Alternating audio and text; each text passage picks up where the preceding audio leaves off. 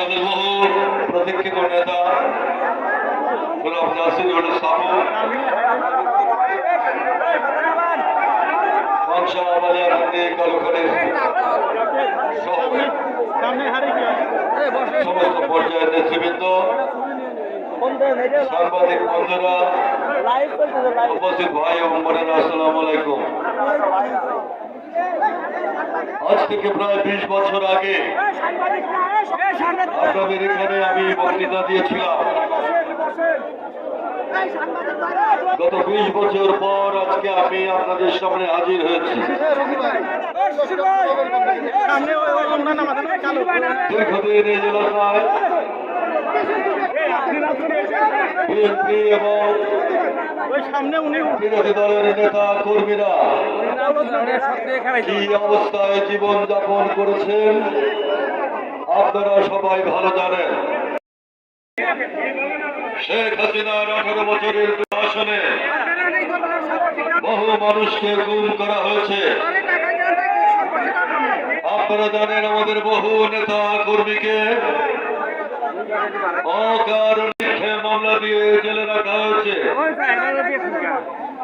আপনাদের এই এলাকার বহু নেতা কর্মীদের কারাগারে দিন কাটাতে হয়েছে।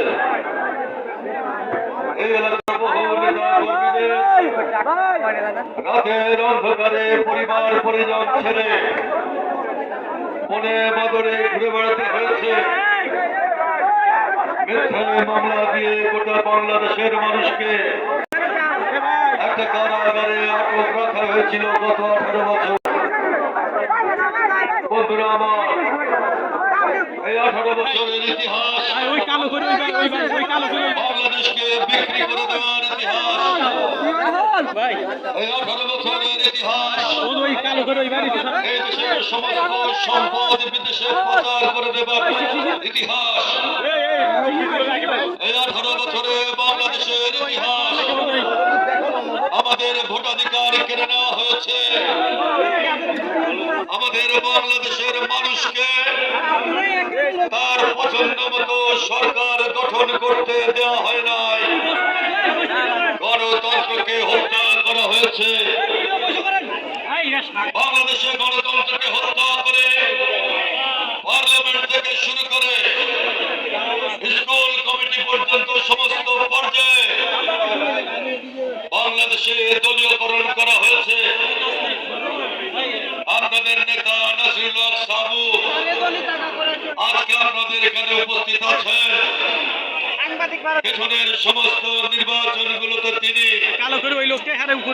কিভাবে অংশ নিয়েছিলেন আপনারা জানেন।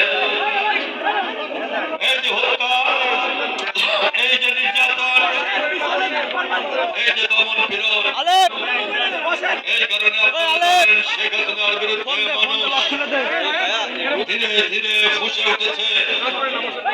তাই গত 5ই আগস্ট এই দেশের মানুষ ছাত্র জনতা একসঙ্গে মিশে রাজপথে নেমে এসে তারা হাসিনাকে উৎখাত করেছে। বন্ধুরা আমার, আজকে নতুন সময় এসেছে। বাংলাদেশে আজকে জাতীয় সংসদ নির্বাচন হতে হবে। একটা জাতীয় সংসদ নির্বাচনের মাধ্যমে বাংলাদেশের রাজনৈতিক স্থিতিশীলতা আনতে হবে। সমস্ত মানুষ একটা অনিশ্চয়তার মধ্যে আছে।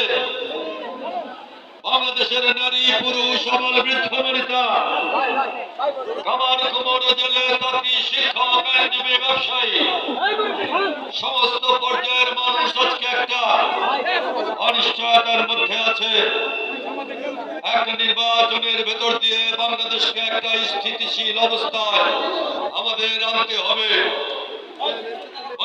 সেই নির্বাচনের জন্য আজকে আমাদের প্রস্তুতি নিতে হবে।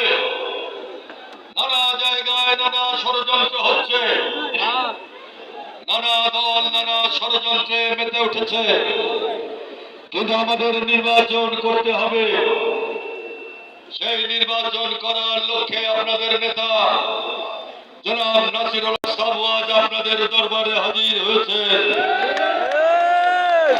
নাসিরুল হক সাবু একটি নাম নয়, আপনাদের এই এলাকার মানুষ এইখানে তিনি পায়ে পায়ে বড় হয়েছেন, এইখানকার সমস্ত মানুষের সঙ্গে মিলে মিশে তিনি তার শৈশব জৈব যৌবন কাটিয়ে এখনো আপনাদের সঙ্গে আছেন। নাসিরুল হক সাবু এই এলাকার এক সময় ইউনিয়ন পরিষদের চেয়ারম্যান ছিলেন, তিনি এক সময় উপজেলার চেয়ারম্যান ছিলেন, তিনি এক সময় 2001-এ জাতীয় সংসদের পার্লামেন্ট মেম্বার ছিলেন। তার মানে আমি বলতে চাচ্ছি নাসিরুল হক সাবু এই এলাকার মুঠে মজুর, কামার, কুমার, তাঁতি, জেলে, ব্যবসায়ী, আইনজীবী, শিক্ষক, নারী, পুরুষ, সবল, বৃদ্ধ, বনিতার সঙ্গে নাসিরুল হক সাবু বড় হয়েছেন।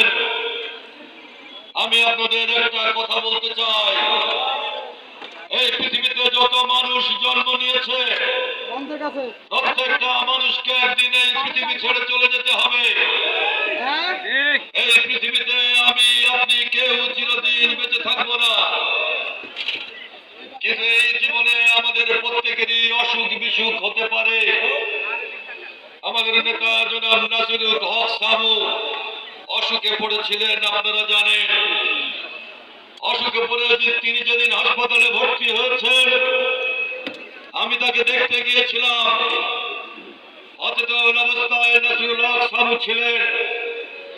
আমার সেই দিন মনে হয়েছে এই এলাকার মানুষ, তার প্রিয় অভিভাবক, যে মানুষটি এই এলাকার মাটি এবং মানুষের কথা ভেবেছেন, যে মানুষটি এই এলাকার মানুষের কথা ভেবে তার কৈশোর যৌবন কাটিয়ে আজকে বৃদ্ধ হয়েছেন, সে মানুষটি এখনো মানুষকে ভালোবাসে।